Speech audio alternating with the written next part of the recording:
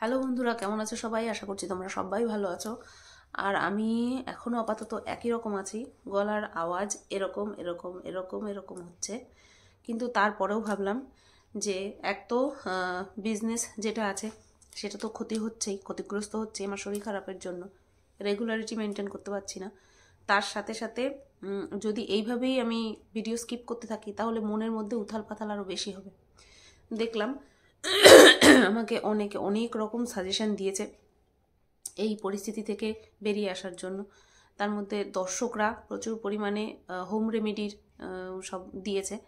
তো তোমরা বিশ্বাস করবে না, আমি দুটো তিনটে কমেন্টের মধ্যে যেই দেখলাম একটা কমেন্ট হচ্ছে তোমার গরম জলে আদা, তারপরে হচ্ছে তেজপাতা, লবঙ্গ, গোলমরিচ, তুলসী পাতা এগুলো দিয়ে ফুটিয়ে মধু দিয়ে খেতে তৎক্ষণাৎ গিয়ে খেয়েছি, ঠিক আছে, তৎক্ষণাৎ গিয়ে করে খেয়েছি।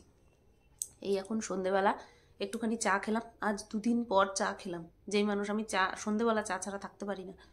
গতকালকে তো এই সময় আমি বিছানার সঙ্গে পুরো লেপ্টে শুয়েছিলাম, এতটা শরীর খারাপ ছিল। শুধু কাশি, অনলি কাশি মানুষকে এতটা সাফার করাতে পারে আমি এই প্রথম ফিল করছি। পুরো গলার আওয়াজ 12টা 13টা বেজে রয়েছে। কাশতে গেলে পুরো বুকের পাঁজর যন্ত্রণা করছে, কাশতেই পারছি না। এত কেসেছি বুকের পাঁজর যন্ত্রণা করছে। প্রচুর প্রচুর সাজেশন দিয়েছো। যষ্টিমধু বাবা একবার নিয়ে এসেছিলাম, এরকম কাশি হয়েছিল, নিয়ে এসেছিলাম। সে মুখে দিয়ে আমি আর চিবোতে পারিনি, বমি চলে এসেছিলো।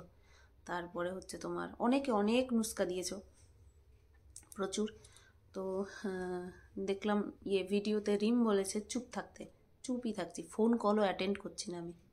ফোন কল, কাছের মানুষেরা ফোন করছে, আমি তাদেরকে মেসেজে উত্তর দিচ্ছি যে আমি সুস্থ হয়ে ফোন করছি, আমি কথা বলতে পারছি না। মানে একেবারেই চুপ থাকছি, চোখকে রেস্ট দিচ্ছি, ফোন দেখছি না।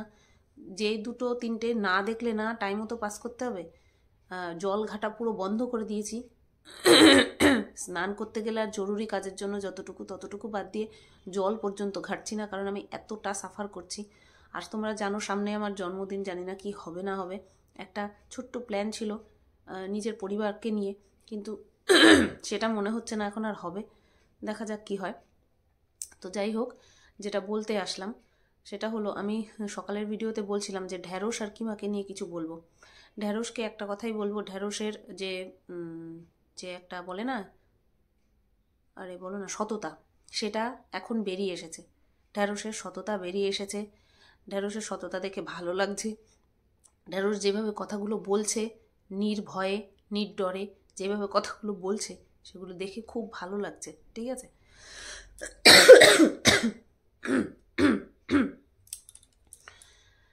আফসোস একটাই লাগে জানো তো, যেই কথাগুলো এখন এই রিম বলো, ঢ্যাঁড়স বলো, আরও সবার ভিডিও তো আমার দেখা হয় না, যারা যারা এখন এই কথাগুলো বলছে, উপলব্ধি করে বলছে, এই কথাগুলো যদি আজ থেকে 7 থেকে 8 মাস আগে আমি বলেছিলাম, আমার সাথে সাথে যদি এরা সবাই আওয়াজ তুলতো, এতটা জল গড়াতো না, এতটা ক্ষতি কারোর হতো না। বিশেষ করে আমার, সঞ্জয়ের, আমাদের এত বড় ক্ষতি হতো না। দেখো ক্ষতি বলতে, দেখো কিমা এখন নিজের মুখে বলছে যে দিদিভাই তুমি আমাকে কেস দেবে, দাও, এগুলো মরা কেস, এই কেসে কিচ্ছু হয় না, শুধুমাত্র ওই হ্যারাসমেন্ট ছাড়া, পয়সা খরচ ছাড়া, যাওয়া ছাড়া, এছাড়া আর কিছুই হয় না। অথচ এই কিমাই দিনের পর দিন সঞ্জয়কে নিয়ে কটাক্ষ করে গেছে যে দেখ তোর মুখ বন্ধ করিয়ে দিলাম, দেখ তোর এই করিয়ে দিলাম, সেই করিয়ে দিলাম, তোর চ্যানেল শেষ করিয়ে দিলাম। কেন? একটা বারও ভাবেনি বা বোঝেনি যে ঘুটে পড়ে গোবর হাসে, এটা যে নিজের উপরেও ফিরে আসবে, নিজের দিকেও তীরটা আসবে, কোনোদিনও ভাবেনি। আমি তো ওই যে বলে না, উড়ে যাচ্ছিল তীর আর নিজের দিকে নিয়ে নিয়েছি। আমার অবস্থা হচ্ছে সেরকম, ওই যে উচিত কথা উচিত সময় বলার একটা খুঁজলি, ওই কারণের জন্যই আমার এই পরিস্থিতি। কিন্তু হ্যাঁ, নিজের বিবেকের কাছে পরিষ্কার থাকি যে আমি কিন্তু এই সময় এই কথাটা বলেছিলাম। সেই সময় আমি বলেছিলাম যে উনি যা করছেন এটা ঠিক করছেন না, এরকম করাটা ঠিক না। আর ওনার ওই কাজকে তখন এই কিমা সবচেয়ে বেশি মদত জুগিয়েছিল। কিমা জুগিয়েছিল, তারপরে ঝুলন্ত, কোমা, এরা তো রয়েইছে। ওই গ্রুপটার মধ্যে সুজাতাদি ছিল। সুজাতাদি জানতো যে ম্যাডামকে কিভাবে এরা পোক করতো, কি মারাত্মকভাবে পোক করতো, যে দেখুন আপনার নামে আপনার নামে এই বলেছে, আপনার নামে ওই বলেছে, এইভাবে পোক করতো, মানে অসম্ভবভাবে পোক করতো। তো এখন তো এই কারণেই ওরা দুটোই শুধুমাত্র ম্যাডামের হয়ে কথা বলে যাচ্ছে, আর কেউ নেই, আর কেউ নেই কথা বলার জন্য। তো কিমাকে একটা কথাই বলবো, তুই এখন বুঝলি যে আমি ওনাকে ওয়াইটিতে এনে ভুল করেছি? তারপরেও আমি শুনলাম এই কিছুক্ষণ আগে কিমা যে ভিডিওটা ছেড়েছে সেখানে নাকি আবারও দিদিভাই দিদিভাই করে গলে পড়ছে। কারণ যেহেতু দিদিভাই বা ম্যাডাম বলেছে যে বেচুর পাশে আর থাকবে না, তার জন্য আবার ম্যাডামের হয়ে মানে পায়ে ধরতে চলে গেছে, এরকম একটা পরিস্থিতি। তো অ্যাকচুয়ালি এরা এদের ঘাড় মান সম্মান তো নেই ছাড়ো, ঘাড়গুলো সব ওই ম্যাডামের হাতে দিয়ে রেখেছে, যখন চাইবে মোটকে ভেঙে দেবে। ঠিক আছে, এই যে হ্যারাসমেন্ট, আমিও জানি এই সমস্ত এফআইআর কেস এই সমস্ততে এই হ্যারাসমেন্ট ছাড়া আর কিছু না, কিন্তু এই যে হ্যারাস্ট করা এটাই তো ওনার লক্ষ্য। পয়সা খসবে, চটি খসবে, এই তো ওনার লক্ষ্য, এটাই একমাত্র লক্ষ্য। এছাড়া তো বেশি কিছু করার মতন ক্রাইম আমরা করিনি যে আমাদেরকে এর থেকে বেশি কিছু হ্যারাস করাবে। হ্যাঁ,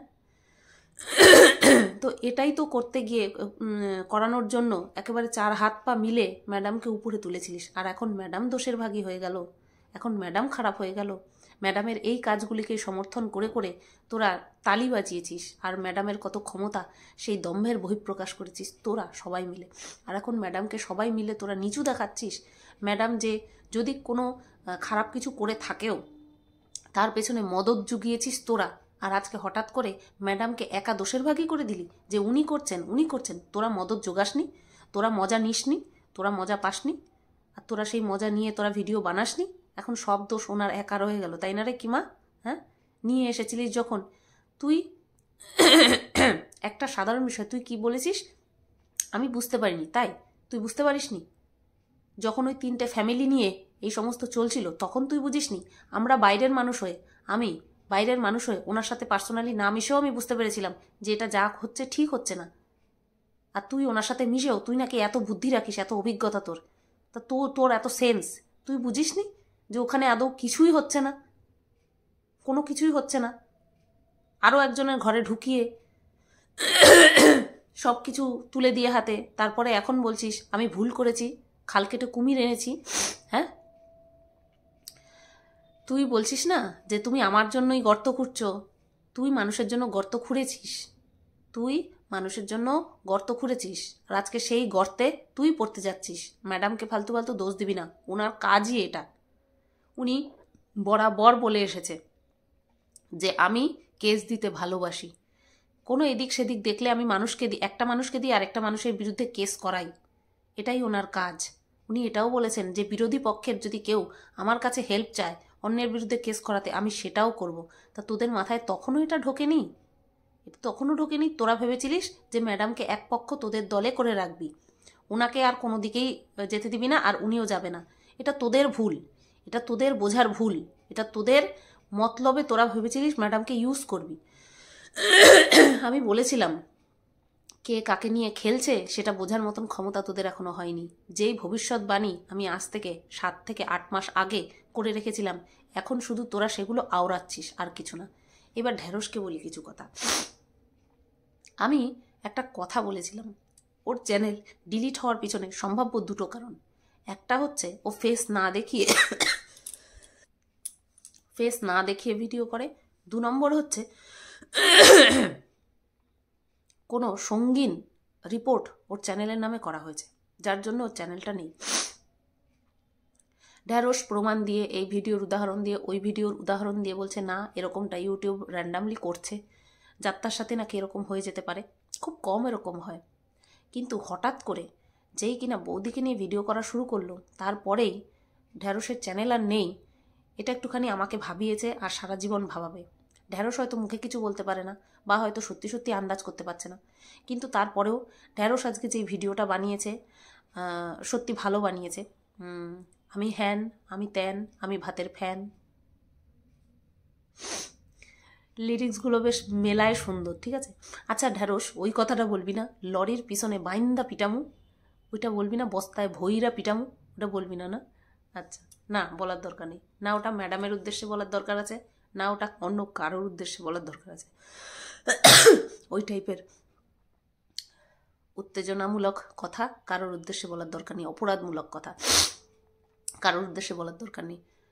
পারবি এই লয়ালিটিটা, এই যে সততা, এটাকে ধরে রাখতে, কাউকে বিনা কারণে আঘাত না করে, বিনা কারণে কারোর ফটো বিকৃত না করে ধরে রাখতে পারবি? চেষ্টা করিস, তাহলে শুধু একজন দুজন নির্বিশেষে না, সবার ভালোবাসা পাবি। বুঝতে পেরেছিস? যাই হোক, ঢেঁড়সের উন্নতি হচ্ছে, একদম কি বলে ওটাকে, বেবাক বিন্দাস হয়ে কথা বলছে, ভালো লাগছে। এবার রিমকে উদ্দেশ্য করে দুটো কথা বলি। খাসির সিনা গর্দান খাওয়ানোর কথা বললি, আবার হাসলি কেন? হাসলি কেন? আমি যদি সত্যি সত্যি পৌঁছে যাই তাই? দেখে মনে হলো যে সত্যি সত্যিই বলছিস আমাকে খাওয়ানোর কথা, গাটস দেখাচ্ছিস, ভালো লাগছে। সৎ থাকলে পরে সেই সতের সাহস দেখানোর মজা আলাদা, মজাটাই আলাদা। আমি সৎ, আমার সেই সৎ সাহস আছে। হ্যাঁ, ভুল করেছি, আমার পক্ষ থেকেও ভুল হয়েছে, সামনের পক্ষ থেকেও ভুল হয়েছে। সেই ভুল বোঝাবুঝি, মনোমালিন্য, রাগ সব কিছুকে এক সাইডে সরিয়ে আমরা একে অপরের দিকে সমঝোতার একটা হাত বাড়িয়ে দিয়েছি এবং অপরপক্ষ সেটা গ্রহণ করেছে। তার জন্য যদি একটা মেলবন্ধন তৈরি হয়, সেটা যদি খাসির সিনা গর্দান খাইয়েই হয়, মন্দ কি? মন্দ কি? এই যে সৎ গাটসটা দেখিয়েছিস, আমার খুব ভালো লেগেছে। বাই দ্য ওয়ে, কবে খাওয়াবি? কবে খাওয়াবি বল? কবে খাওয়াবি? তাড়াতাড়ি সুস্থ হয়ে যাবো তাহলে। তুই বল। তুই বলেছিস চুপ থাকতে, আমি চুপ থাকছি শুধুমাত্র ভিডিও করার জন্য। খুঁজলি যাক যে পয়সাগুলো শুধু তোরা একা কামাবি, আমি কামাবো না পয়সা নিজের মতামত দিয়ে।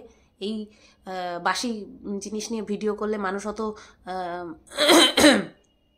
এক্সাইটেড হয়ে দেখবে না, তার জন্য এই অবস্থাতেও ভিডিও করছি। গলার অবস্থা মারাত্মক খারাপ হয়ে রয়েছে। বাই দ্য ওয়ে, খাসি সিনা গর্দান চাই চাই চাই উইথ সামান্য চর্বি, হেব্বি লাগে কিন্তু, তাই না?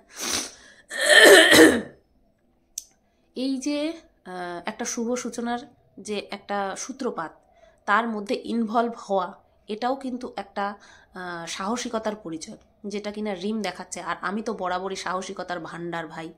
সাহস যদি না থাকতো, সৎ সাহস যদি না থাকতো, কারণ সাহস তারও থাকে যে মার্ডার করে, সেটা সৎ সাহস নিশ্চয়ই নয়। তো সৎ সাহস যদি না থাকতো, তাহলে একটা ইউনিভার্সাল ট্রুথ হয়ে গেছে, বন্ধাত্মতা একটা ইউনিভার্সাল ট্রুথ। তো সেই রকম একটা সত্যতা নিয়েও ভিডিও করেছে, সেটাকে আমি কমিউনিটিতে দিয়েছি কোনো কিছু না ভেবে। সৎসাহস তো আছে ভাই, আমার ভান্ডার আছে সৎসাহসের। তো সেরকমই একটা সৎসাহসের পরিচয় দেখিয়েছে রিম, অবশ্যই আমি অ্যাপ্রিসিয়েট করি।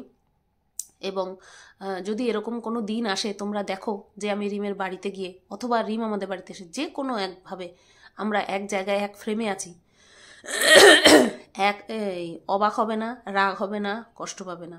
কারণ আমরা নির্বিশেষে মানুষ না, আমি ক্রিমিনাল না রিম ক্রিমিনাল, আমরা কেউ ক্রিমিনাল নই। আর সবচেয়ে বড় কথা, আমরা অন্য গ্রহের প্রাণী নই যে আমরা একে অপরের সঙ্গে দেখা করতে, কথা বলতে, একসাথে খেতে পারবো না। ঠিক আছে?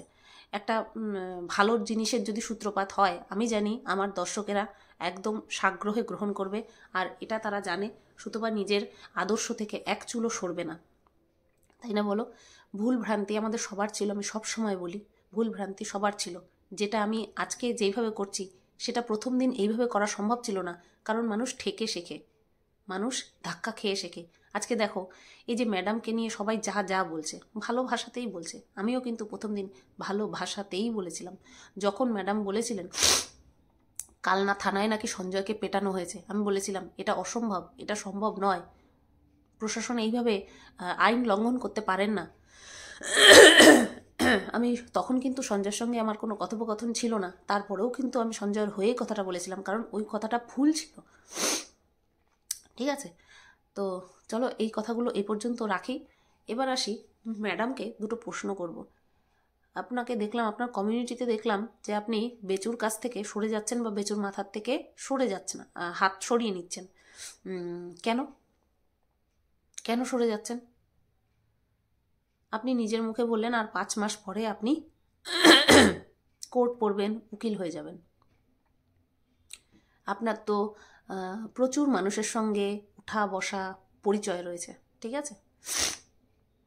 এবার উকিল হয়ে যাওয়ার পরে আপনি কোনো কেস নিলেন, হ্যাঁ, কোনো ক্লায়েন্টের কেস নিলেন, তারপরে সেই ক্লায়েন্টের বিরোধী পক্ষ যদি আপনাকে এসে উল্টোপাল্টা কথা বলে, বা ক্লায়েন্টের পক্ষের মানুষেরা যদি এসে আপনাকে উল্টোপাল্টা কিছু কথা বলে, মন্তব্য করে, আপনি কি সেই ক্লায়েন্টকে ছেড়ে দেবেন?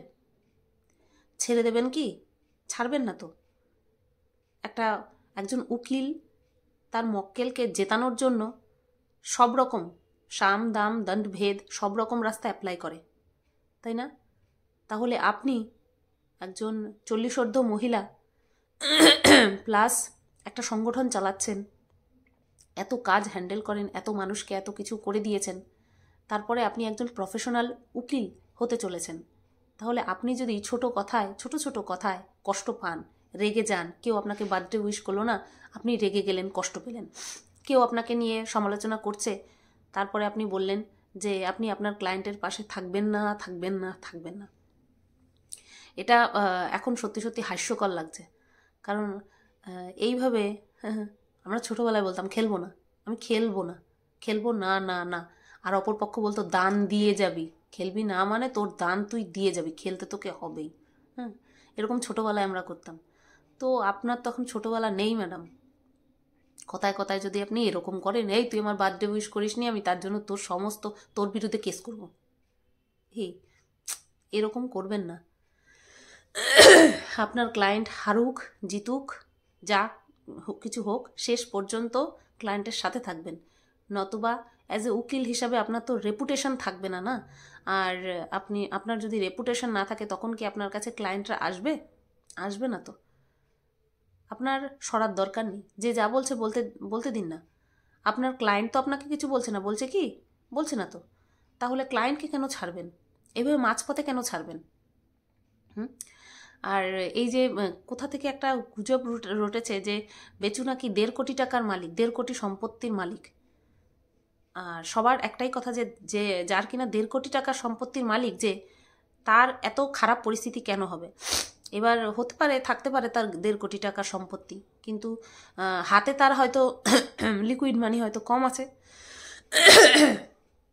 হতেই পারে না, লিকুইড মানি কম আছে। তো একটাই কথা ম্যাডামকে, কারোর উপরে রাগ করে, নিজের ক্লায়েন্টের উপরে রাগ দেখাবেন না। এতে করে আপনার রেপুটেশনের উপরে দাগ পড়বে। যদি আপনি মানেন, দেখুন না, আমি যেই কথাগুলো আগে বলেছিলাম সেই কথাগুলো সবাই বলছে, আমার ভালো লাগছে, দেরিতে হলেও মানুষ বুঝতে তো পেরেছে। ঠিক আছে, সরবেন না, পাশ থেকে সরবেন না। ভবিষ্যতে উকিল হতে যাচ্ছেন, কানাফুসো রটবে, এই উকিলের কাছে যাবেন না। ইনি মাঝপথে ক্লায়েন্টের হাত ছেড়ে দেন, ভরাডুবি করে দেন, তাহলে কি আপনার কাছে কেউ আসবে না তো। আর এটা সোশ্যাল মিডিয়া, এখান থেকে তো তরতরিয়ে নিউজ ছড়ায়, জানেন না। যাই হোক, ঢ্যাঁড়সের একটা কথা ভালো লেগেছে, যে এই যে তারিখ পে তারিখ, যে যত তারিখ গড়াবে ততই উকিলের মুনাফা। অবশ্যই। আর ঢ্যাঁড়স যা বলল, তাতে করে এই সমস্তটাই নাকি ম্যাডাম করাচ্ছেন। এত বুদ্ধি রাখে ঢ্যাঁড়স, তার সিআইডি বাহিনীর জয় জয়কার ঘোষণা করে সবসময়। তাহলে এই সামান্য কথাটা বুঝতে ঢ্যাঁড়সের এতদিন সময় লেগে গেল। ঢ্যাঁড়স, একটা কথা বলছি সবাইকে, উচিত সময়ে উচিত কথা বলো, তাহলে ওই ছোট্ট একটা ফুসকুড়ি কিন্তু সেই সময়ই মরে যাবে, মুখটা যদি গেলে দেওয়া যায়। নতবা সেটা কিন্তু ভয়ঙ্কর দাঁত, ঘা, হাজা, চুলকানি এসবের আকার ধারণ করবে, যেমন কিনা এটা হয়ে গেছে, মস্ত বড় চুলকানির কারণ হয়ে গেছে। শুরুতেই যদি সমূলে উৎপাটিত করে দেওয়া যেত, তাহলে কিন্তু এই ঘটনা ঘটতো না, তাই না? কেউ তখন বোঝার চেষ্টাই করেনি, কারণ অপোজিট পক্ষের মানুষগুলোকে শায়েস্তা করছে ম্যাডামকে তো মাথায় তুলে নিয়ে নাচতে হবে, তাই না? দের আয় দুরুস্ত আয়, ঘা মারার কোনো ইন্টেনশন নেই। একটাই কথা বলছি, এখনও সময় আছে, সবাই শক্ত হয়ে যাও। যেরকম অন্যায়টা আমার সাথে, সঞ্জয়ের সাথে হয়েছে, সেরকমটা যেন আর কারোর সাথে না হয়, এটাই প্রার্থনা করব। সামলে থাকো, সবাই সাবধানে থাকো। ম্যাডামকে একটাই অনুরোধ, সরবেন না, আপনার ক্লায়েন্টের পাশ থেকে আপনি সরবেন না। যে কোনো পরিস্থিতিতেই হোক ক্লায়েন্টের পাশে থাকবেন। শেষমেশটা তো আমরাও দেখতে চাই, তাই না? আর আরেকটা কথা এখন উঠছে, কিমা বলছে যে বাচ্চা যার কাছে খুশি চলে যাক, মার যদি নিতে চায় মার কাছে দিয়ে দিক, বাবার কাছে যদি থাকে বাবার কাছে থাকুক। এতদিন কিমা তার বেচুর দর্শকদের সামনে জাহির করেছে বুক দিয়ে পিঠ দিয়ে বেচুকে নাকি সে আগলে রেখেছে, বুক দিয়ে পিঠ দিয়ে বেচুকে আগলে রেখেছে। আর আজকে যেই একটা কেসের ভয় ম্যাডাম কিমাকে দেখিয়েছে, কিমা সাথে সাথে বলছে আমি টেপির সাথে শলা করে নেব, টেপির সাথে কথা বলে সব কিছু মিটিয়ে নেব, আমি কেন কেস খাবো। ভাবো, যে বুক দিয়ে পিঠ দিয়ে আগলে রাখে সে কখনো এই ধরনের কথা বলে? আর কিমা যে কেস খেয়েছে সেটা তো বেচুর কথায় খায়নি, বেচু তো বলেনি দিন রাত কিমাকে ল্যাটা মাছ ল্যাটা মুখে গুজে রাখে, কানে গুজে রাখে, কোথায় কোথায় গুজে রাখে, এই সমস্ত কথা কি বেচু কিমাকে শিখিয়ে দিয়েছিল? কাঁথার তলায় ল্যাঠা নিয়ে খেলছে, এই সমস্ত নোংরা নোংরা কথা কি বেচু কিমাকে শিখিয়ে দিয়েছিল? দেয়নি তো। তাহলে কিমা কি হিসেবে বলে যে আমি এমনিতেই তোমার জন্য মানে বেচুর জন্য কেস খেয়ে রয়েছি? তুই তোর নোংরা মুখের জন্য কেস খেয়ে রয়েছিস, তুই তোর নোংরা ভাষার জন্য ফিজিক্যালি টর্চার করার কথা কম বলিসনি। বেচু কি তোকে বলতে বলেছিল যে কিমাদি তুমি বলো আমার বউকে যে চুলের মুঠি ধরে দেয়ালে মাথা ঠুকে দেবো, হ্যাঁ বুকের পাঁজর ভেঙে দেবো, এসব কি বলতে বলেছিল? তুই বলেছিলিস। কেন বলেছিলিস? কে তোকে শিখিয়ে দিয়েছিল? কেস তুই কার জন্য খেয়েছিস? তুই নিজের নোংরা ভাষার জন্য কেস খেয়েছিস। আমিও তো তোকে কেস দিতে পারি, আমিও তোকে কেস দিতে পারি। তুই যেইভাবে আমার বরকে ফিজিক্যালি টর্চার করার কথা বলেছিস, রাস্তায় ফেলে তার অন্ডকোষ থেতলে দেওয়ার কথা বলেছিস, আমিও তো তোর নামে কেস দিতে পারি, আমিও দিতে পারি। তাই নিজের ভুলের দায় অন্যের উপরে কখনো চাপাবি না। বড় বড় লেকচার মারতিস না, তুই না থাকলেও ভেসে যেত, তুই না থাকলেও ভেসে যেত। আজকে একটা বার মুখ খুলতে না খুলতেই ম্যাডাম যেই তোকে বলল আর সাথে সাথে কি বললি, না না আমার কোনো দরকার নেই, আমি কেন ঝক্কি পোহাবো। হয়ে গেল, মায়া মমতা সব বেরিয়ে গেল। ওই ছোট্ট বাচ্চাটার জন্য নাকি তোর এত টান হয়ে গেল। চলো ভিডিওটা এই পর্যন্তই রাখলাম। শরীরটা যদি ভালো থাকতো ভিডিওটা অন্য লেভেলের হতো।